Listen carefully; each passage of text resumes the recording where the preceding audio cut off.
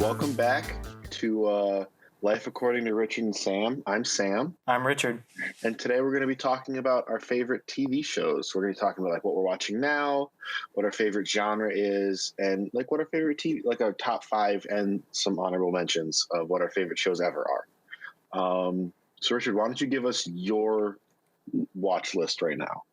So right now, I'm throwing on Parks and Rec for background sometimes, or if I just don't know what to watch.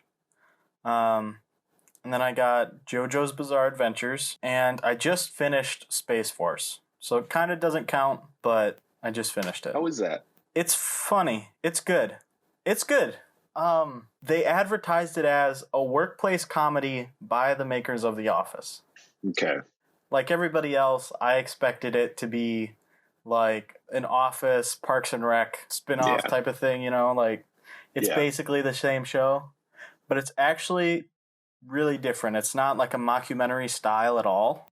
It's goofy, kind of more like Parks and Rec, where it's more like goofy comedy and not awkward comedy. Okay.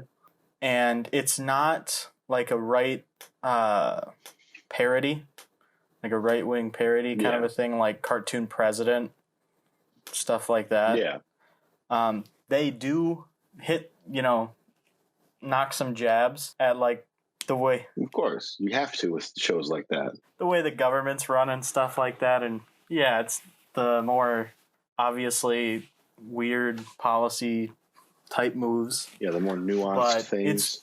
It's not so much, like a political parody where it's going off the rails to make a joke kind of a thing. Okay. Yeah, that's all I'm watching right now. What about you?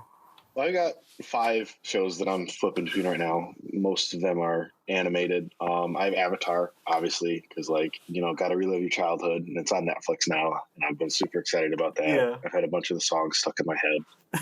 Like Secret Tunnels, The Girls of Ba Sing Se, and Leaves from the Vine, which is arguably one of the saddest scenes in television history, which is made even sadder because the actor who plays Uncle Iroh, had cancer, and he knew he had like a couple days left when they recorded that scene. So that's why he's crying so much when he's singing it. Right. So kind of adds to that. I've got chills right now, just Yeah. like thinking of the scene. It doesn't help that I'm on TikTok a lot, and a lot of those songs are now on TikTok. Makes sense. But I'm also... It's funny. Good. I was just going to say, it's funny everybody's reliving their childhood now, and I bought the DVD set like a year ago and relived my childhood then. So it's like too soon for me to rewatch all of Avatar. Yeah. No, but it's been nice rewatching it, especially since, I'll be honest, I didn't remember much of the show to begin with. I knew the premise, I knew some of the funny scenes, and I knew, who the characters were and everything. But, half the episodes is oh, this is awesome. And I like that there's, no filler episodes, if that makes sense. Really the only one's the Tales of Ba Sing Se, and that's still a really good episode. Because, all of the episodes work together. I mean, yes, there are some filler episodes, but I think most of them... They're good at, they're good at putting it into the, working it into the plot, though. Yeah, definitely. And then the other shows that I'm watching, I'm also watching JoJo's. I'm rewatching JoJo's because I'm waiting for part 6 to get finished animated. I'm looking forward to that. So I restarted that. I'm on part 4 now, which is my favorite part, probably. I'll probably watch 5. I like 5. I think it's a little overhyped, but how far are you into JoJo's, by the way, since we've been talking about this every once in a while? I'm on part 4. Okay, we're in part 4. Spoilers. I'm on episode... For anybody listening who hasn't watched the show yet.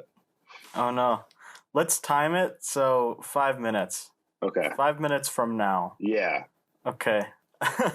Okay. I'm on episode 4, so don't spoil anything like Nijimura. Oh. I can't remember their name. The brothers. The Nijimura brothers. Okuyasu and what's his face? Yeah. I've only seen part 1 of that episode. Okay. So have you seen their stands yet? Just for the first brother. Okuyasu? Yeah. Zahando? The hand? The timer. Yeah. Yeah. Yeah. Did you start the show, like, did you restart it, like, the few weeks ago when we talked about it again? Like, from a season part 1? No, I started it a while ago. But the site that I was using before we were talking about it had a bunch of commercials. It was like 3 or 4 commercials an episode. And so I was looking at getting something to watch, and then you told me about that and shared that with me, which I thank you for. And like just happened to be starting part 4 again. Okay. So, but the other 3 shows that I'm watching are, I finally started Naruto. So for anyone listening, the time cut for the spoilers has passed because Richard is he's early into the season or the season, so the part or whatever. But I finally started watching Naruto, which I've been meaning to do for forever because like all of my friends from high school, or at least most of them, highly recommended it to me. It's one of their favorite shows ever. It's really good. I love it. I'm watching Sunderland Till I Die, which is a Netflix original series about Sunderland Football Club in England, which used to be in the Prem and now is in the 3rd division of football. Oof. Yeah, they have fell on some hard times. They are falling on some hard times. They haven't quite gotten out of the woods for that yet. And then the last one is keeping with the theme of Avatar. I'm rewatching Yu-Gi-Oh!, which was one of my favorite childhood shows growing up. So that's been real fun to watch. I watched that one. Yeah, it's been real fun to watch Yu-Gi-Oh! Again. Okay. I was gonna say something. Oh, who's your favorite JoJo? Jotaro. My favorite part is 4, but my favorite JoJo is Jotaro. Okay. I guess it works that he's spoiler. My favorite side character is it's a combo. It's two of the Stardust Crusaders, because I can't really say much because one of my favorite side characters is in this part. So my favorite villain's also in this part, in part 4, not part 3. But my 2 favorite side characters are Kakyoin and Polnareff. I just think just the combo of them is just hilarious. So right. Who's your favorite JoJo? My favorite JoJo is Joseph Joestar. Part 2 Joseph. On my side is pretty good. Yeah, part 2 Joseph specifically. Yeah, part 3 Joseph is kind of useless. My favorite scene is the Suzy Q scene in part 2. I don't want to talk about my favorite scene in part 2 because then I'm going to start crying again. Okay. Oh, I got to rewatch JoJo's so I can figure out what you're talking about. You know exactly what part I'm talking about. Caesar. Oh, yeah. Okay. Yeah. No, I remember. I don't want to talk about that. And my favorite sidekick's Polnareff too. Caesar's probably my 3rd favorite Joe Bro, because I know that's what people call them. Oh, I didn't know that. Yeah, which sucks because the 2 of my favorite top 3 Joe Bros are, spoiler alert, 2 of my favorite top 3 JoJos are Joe Bros are dead. They got killed. So that's great. But yeah. So what's your favorite part? Is it 2? I'm going to go, it's like a tie between 2 and 3 because I just haven't seen 2 in a while. Yeah. So I can't definitively say 2. But I mean, just like everybody else, I hated the stands at first, and then I liked them after a while. And I like the art in part 3. I didn't like the color changing that they were doing at first. That's like classic JoJo's, I do like the art. Rocky's done that. He did that in part 1 too. I didn't remember it when I started watching part 3. No, I think he's done that in every part because that's like a meme in like the JoJo's community. It's like you're the bad guy and you're fighting a JoJo, and then all the colors change and you're like, oh, I'm so, but they do that in pretty much all the parts. For a lot of the important fight scenes, they'll change the colors. I think it might have been just like more subtle in the first 2 parts because the color palette changes so much in part 3. Yeah. Like it's so much brighter. I think in part 1 they only did it a couple times, and I think it was during the Bruford and the other guy fight, like the 2 swordsmen or whatever, before they fight Dio. I don't remember. Yeah, I think they did that then. And then part 2, I think they do a slight color change in the racetrack fight scene. Okay. The only time anyone has ever been excited to see the Nazis. Which is still, it still blows my mind that that's written in there. But Oh, I forgot one more show that I'm watching right now. Okay. I'm watching Ugly Delicious. Okay. No idea what that is. That's on Netflix. Okay. Definitely add it to your watch list. It's really good. It's a food show. Okay. Which I guess we'll segue now into our favorite genres. Okay. Or our favorite genre of show and what we're watching. I'll let you go. No, I'll go first this time since you did the last one. Okay. My favorite is comedy and kind of mockumentaries because I think, all right, like, I love Parks and Rec. I love The Office. It's Always Sunny in Philadelphia is one of the greatest shows of all time. And I just love shows like that. So there was a pause in there. Do you not love The Office as much as Parks and Rec? No, I like Parks and Rec more. Oh, that hurts. I think Office set the stage, but I think Parks and Rec has way better character development and characters. My issue, I think the biggest, like, I agree the character development was a little more, it was more noticeable. I think The Office kind of hits it better with the way people develop in The Office because it's more gradual. Yeah. You know, and I mean, people change a little slower. There were some harder changes with some people, like Andy for sure. Yeah. And Dwight changed a little bit too. Yeah, I mean, Office. And like some season. I love The Office because I think just Jim and Dwight pranking each other, I think, is one of the greatest, like, callback jokes in TV history. And it also has one of my favorite jokes. Future Dwight is one of the greatest things I've ever seen on a TV screen. The Future Dwight prank when Jim's in the other office. Yeah. And he faxes Dwight that the coffee's been poisoned. I would say spoiler alert, but that show's almost as old as we are. So yeah, you should have at least watched some of it by now if you're gonna watch it. But I like the characters in Parks and Rec more, mainly because I identify as Ron Swanson. I see a lot of I have a lot of similarities in my opinion with Ron Swanson in a lot of things. Okay. So, except I'm more of a bourbon guy than Scotch, but potato. A little bit. Yeah. So what's your favorite genre of show? I'm gonna go with food here. Okay. Kind of like food and travel. That's where. I can't believe I forgot food shows. Me, Mr. Chef over here, who loves to watch people travel. I can't believe I forgot food shows. Yeah. I'm gonna go. Yeah, like Ugly Delicious falls in that food and travel. Okay. I also like Bizarre Foods. That's kind of a nostalgic show. I love Bizarre Foods. Oh yeah. I wish I could I wish he was still doing the show and I could just join him on an episode. I don't think I could, to be honest. Oh, I could. I mean, I'm a little afraid of going to like some countries, but no, I think it's not like some of the places he's gone. Not the traveling part, because like I would be safe myself. I think I would be. I think it's just the food. Like some of the food that he tries just is not appealing to me, no matter how good he makes it sound. Yeah, I guess. But you are also the Italian that doesn't like raw tomatoes, so. I mean, you don't have to go out and call me out on that, man. But I just don't like. I will eat tomatoes in any other form, like even in salsa. It's just tomatoes by themselves. I can't stand. I don't know why. I have no idea why. No, I'm just like tomatoes in sauce. I love it. Tomatoes in like roasted tomatoes in like a stew. Love it. Tomatoes in salsa, like fresh salsa. Love it. Sun-dried tomatoes? I don't like those either. Don't worry.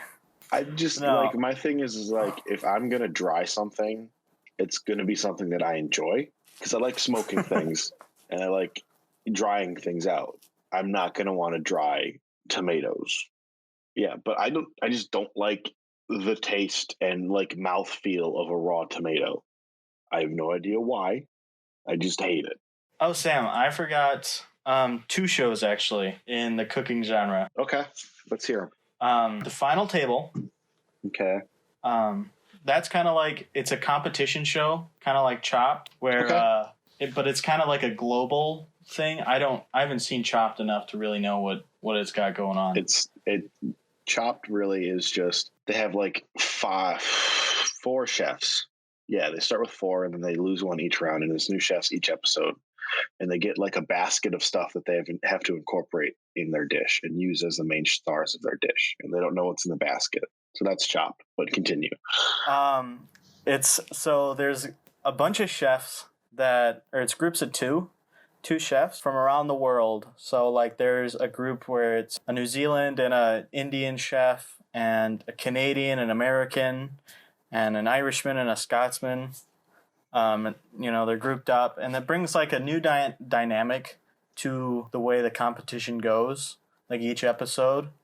So with this one, each episode they highlight a country and they do a cultural dish, and they bring in like celebrities from the country to come in and judge the dish. So like there's one episode where they do Spain and they make a paella. Is that how you pronounce it? Yeah. So they make that, and then they have like a Spanish singer and two actors, I think, come in and taste it and judge it. And the three worst dishes have to go head to head, and they bring in a famous chef from the country, and the groups have to cook a signature dish from that chef. And yeah, it's Ooh, that seems really interesting. It's definitely difficult for them because, that chef wants to have the dish that they make, not, somebody else's take on it.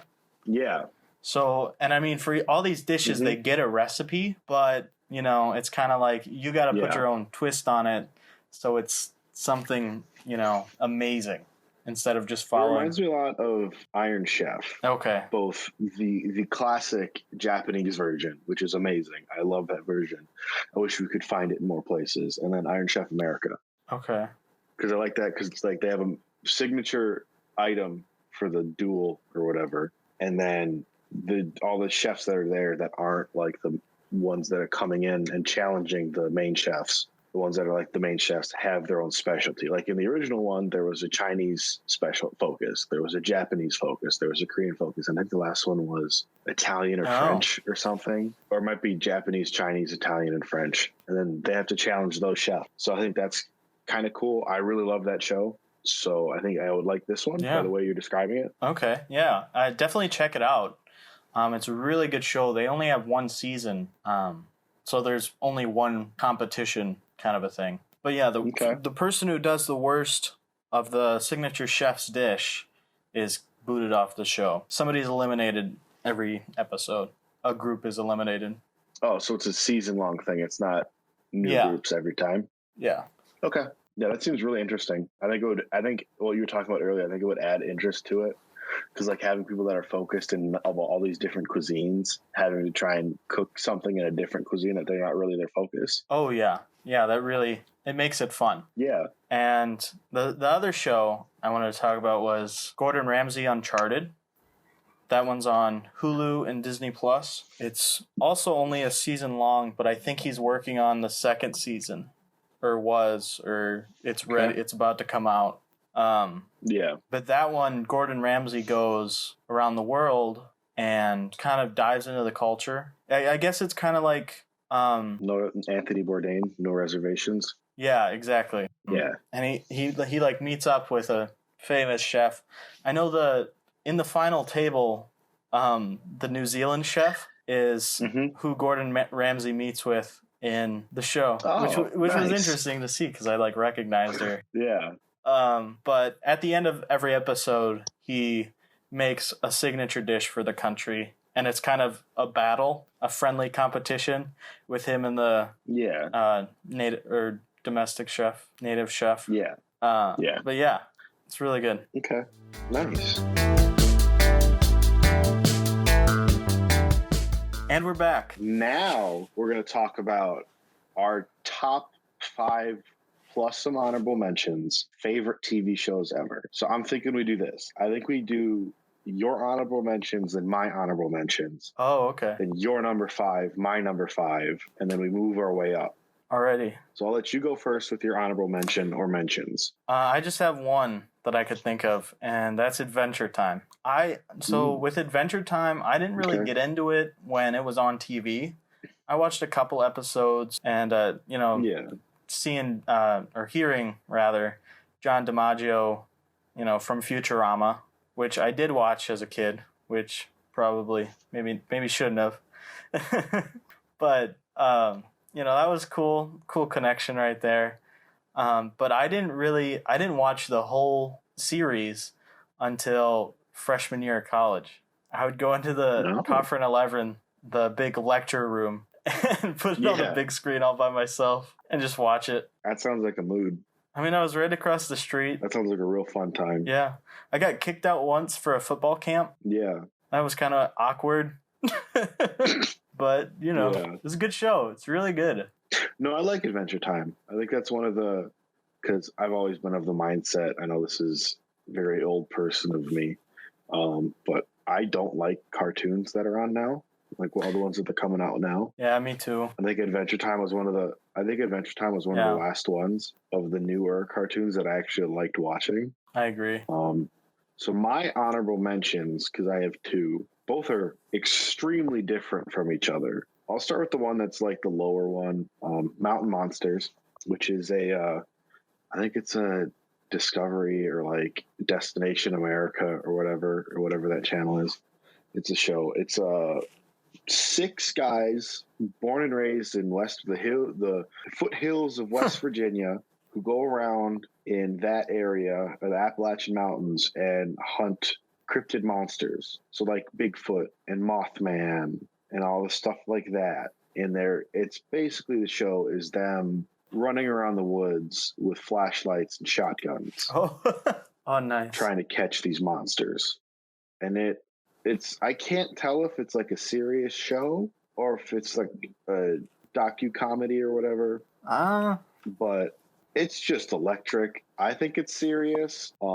It's just such great programming because every single episode goes the same. They get called to this area for this like big monster and like supernatural or whatever monster. And they go out the first night. So they find one person, they interview them. They go out the first night on their property and then get some research. They hear some things and see some things that we never see that are always just off camera. Huh. Then they do some research and interview other people that have had similar sightings or whatever. All the while they're doing that, they have two of their members. One of them his name's Willie, I think, and then the other one's Wild Bill, who is the most chaotic person in the group. If you could imagine like every single funny stereotype about people who live in the Appalachian Mountains, Wild Bill would fit every single category of that. Now, he's probably my favorite character, to be honest. So what Willie and Wild Bill do is they build a trap for each monster, and it's a different trap every time. Oh, no. And then they go out the next night, the last night. It's always like a 2-night thing. And what they do is they try and push the monster towards the trap, and it happens again. They always hear something or see something, and it's either just off camera or it's real blurry in like the thermal camera they have. And then at the end of each episode, right at the end, they hear the trap go off. They all run to the trap. The trap is closed and empty. And then they leave. Every episode? Every single episode, without fail. They have yet to shoot anything or catch anything. And there was one episode. Now, I don't know if you watch Achievement Hunter. Not really. But they talk about this they talk about this show in that episode.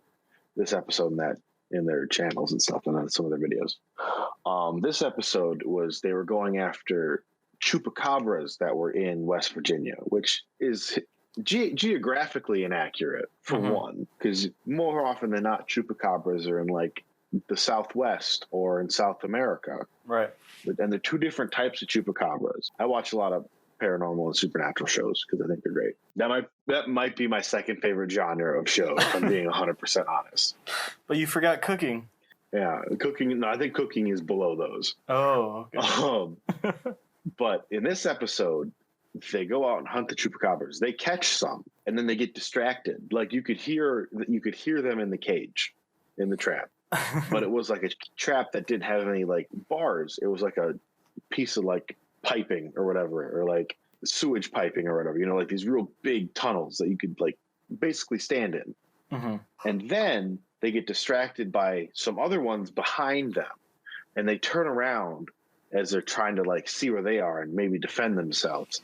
They hear a loud crash, from behind them, and there's a hole in the trap. And all the chupacabras that they caught got out. And then, as they're running after them, they get to this river, and they see across the river with their thermal camera, they see 3 smaller animals about the size, they would say, of a chupacabra, and something that looks like a Bigfoot.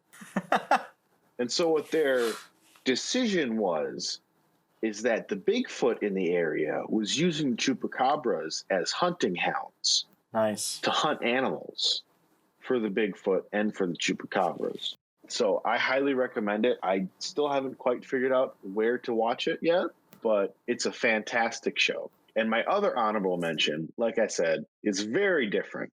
It's a classic piece of global culture. Pokemon, just the original series. Yeah, Indigo League. I think for me, Pokemon pretty much ends, like the good episodes end when he gets to where Diamond and Platinum would have been, like the Sinnoh region or whatever. Yeah, okay. Because like the original region was fantastic. Best show ever. One of the best shows ever.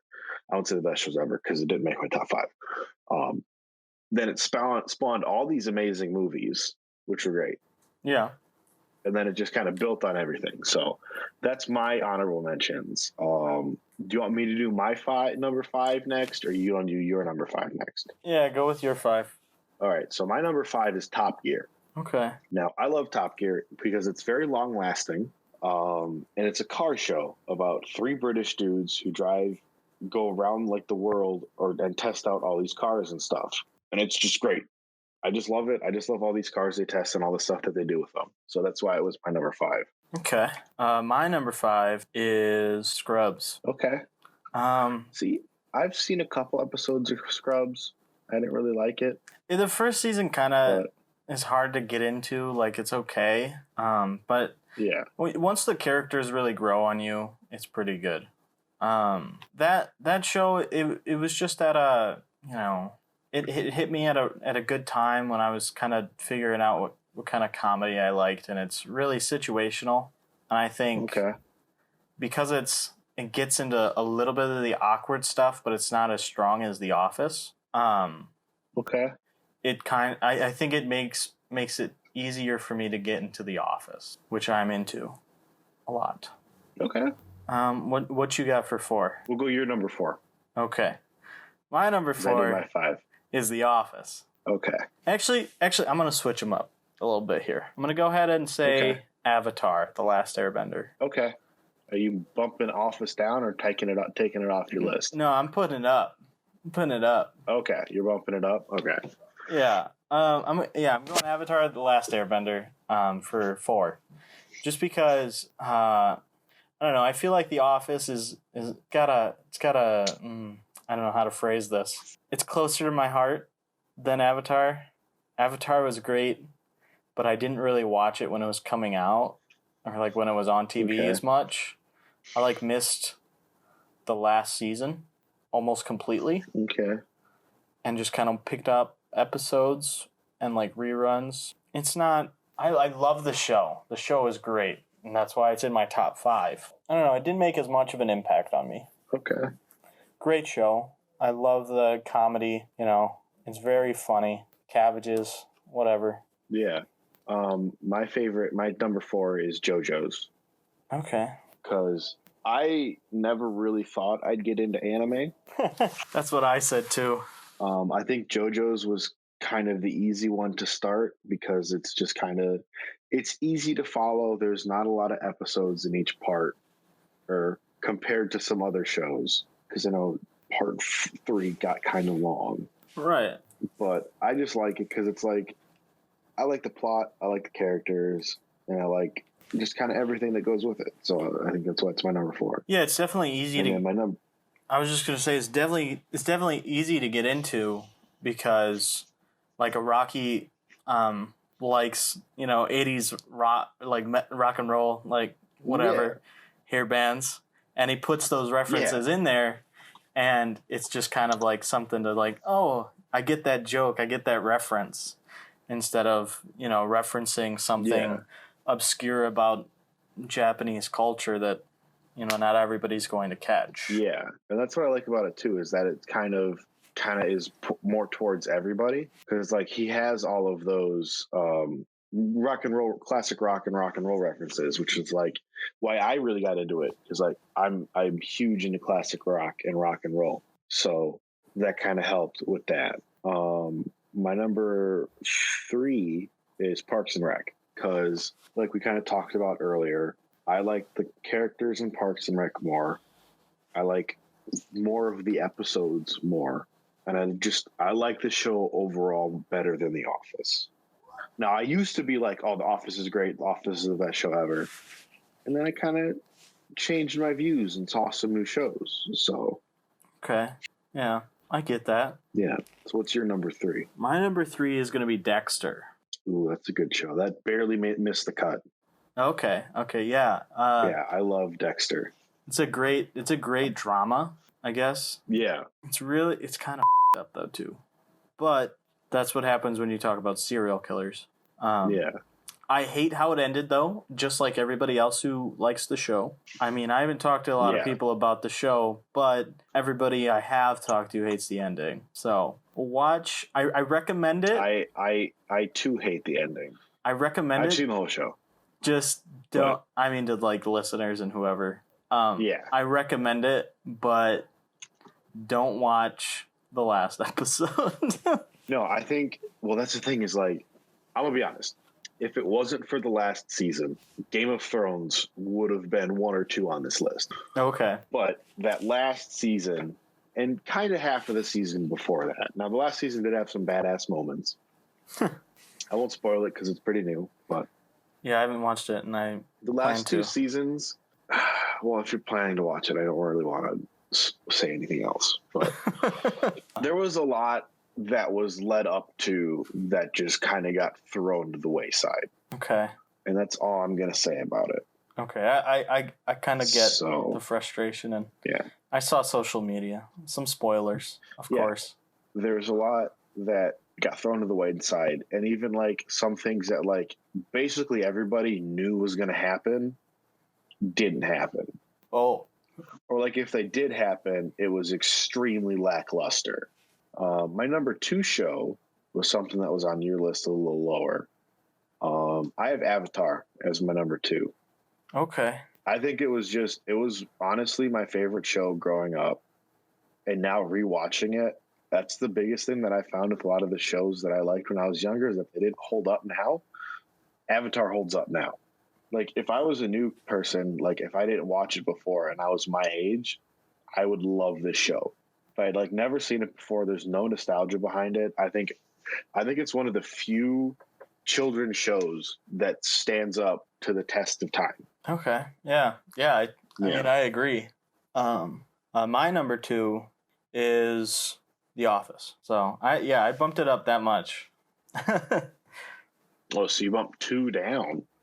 Yeah. Move The Office up. Okay. Yeah. I'm kind of shifting my list last minute, so where they were. It's fine. It happens. It happens. But The Office is just it's, I don't know. It's really watchable for me. And I mean, I didn't like Parks and Rec at first.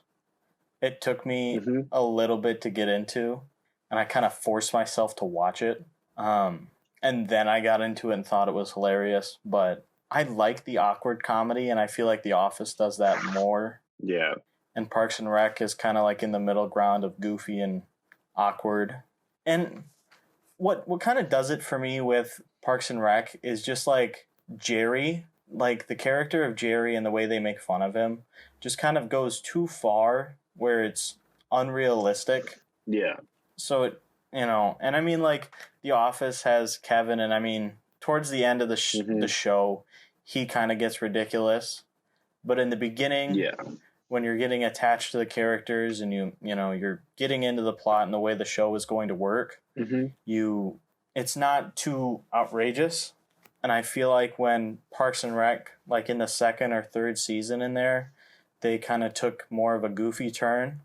And I mean, I don't know what was going on at the time, like when it was being made, but I could definitely see critics and fans being like, yo, this is just The Office except in government. Yeah. So they could have taken that shift as kind of like a new direction in that way. So it was differing from The Office. Yeah, but I like that, honestly, because I think it's kind of funny. Because like shows like that, I like we talked about that they're my favorite genre of show. But I like that there's multiple shows like that.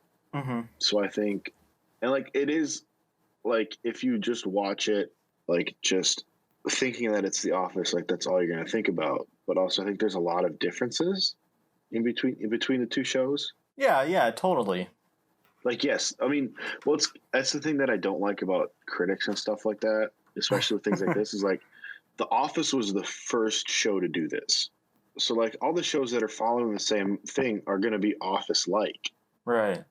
But if they're sticking in that genre and that type of portraying the characters, like there's no way they're going to avoid those critics and that criticization. So, all right, okay. So my number one is It's Always Sunny in Philadelphia. Okay. I love this show. Has my favorite character in any show I've ever watched, the one and only Charlie Day. Okay. Danny DeVito's character is Always Sunny is a close second. I think just the combo of them is fantastic. And it's just like a dumb comedy. Yeah. Like all the characters in that show are not the brightest. So I just like that. I haven't seen much of it, so I can't really talk about it, but it's definitely funny. What's your number one? My number one is The Witcher. Sorry, lost my list. Okay. The Witcher right now. This is a very dynamic list. It's always changing. Yeah, well, it has to be. Like your top list has to be always changing. But The Witcher just does a lot. It's got great action sequences. It's got great acting. Okay. The set is amazing. The studying they did on the lore of The Witcher, which I mean I don't know that much. Like I haven't played all of the games, and I've played partway through the Witcher 3. Mm-hmm. But I did some research of my own just to like see how accurate it is, and they really did study up. And like a series like that, you're gonna have a lot of people mad if you don't do it right, and they really did it right. Yeah.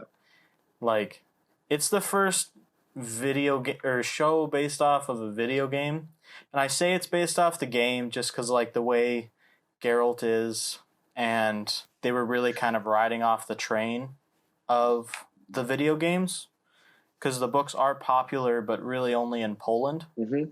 So the first video game show or movie that really gets it right, or one of the few that really gets the show right. Okay.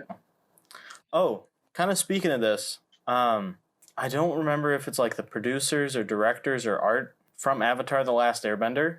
Yeah. But sometime around the holiday 2020, they're supposed to be releasing a Witcher animated movie. Ooh. To like hold off all the fans until season 2 comes out. And it's going to be like disconnected. I think what people are speculating it's going to be is it's going to focus on Geralt's mentor. Okay. Who isn't in the show, which I was disappointed about, but I guess I understand if they're doing this. This was kind of like a plan. Okay. Yeah. I've never played any of the Witcher games or seen the show, but I've heard it's really good. I'm probably going to start it at some point. But after this review, I'm definitely going to start it at some point. But I do think that having shows based off video games is hit and miss, and I'm glad to hear that they got it right, because I want shows based off video games. Oh, yeah. Because like a lot of the shows that we have that are around video games, either the video games are based off the show, or there's other material that both are based off of. Like for Yu-Gi-Oh, it's based off the manga. Oh, yeah. For Pokemon, it's like the manga and the card game. So I really like that there's a show that didn't really have, that is solely based off a video game franchise, pretty much that's based off some books that are popular in Poland. But for most of the world, like you said, like it's based off the video game. So I really like that they're doing that and they got it right, because I want shows like that for other video games. Right, yeah. Totally. Yeah. And who can forget? Toss a coin to your witcher, oh valley of plenty. Oh valley of plenty, oh. Yeah. Okay. We done? Yeah, I think that was a good episode. I really like talking about all your favorite shows and stuff. Yeah, I liked yours too. All of our favorite shows. I think we learned a lot about each other. So take it away, Richard. All right. This has been Life According to Richard and Sam. I'm Richard. And I'm Sam. And make sure you guys follow us, like, comment, subscribe, whatever you got to do. Yeah. And get this shared around. Yeah. We've been doing pretty good, but we want to reach some more people. Thanks for listening. Yeah, thank you, and see you next time. See ya.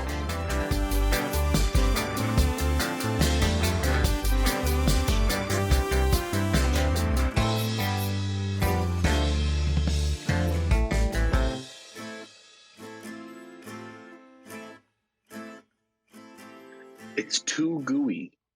It tastes like when you touch a rotten fruit.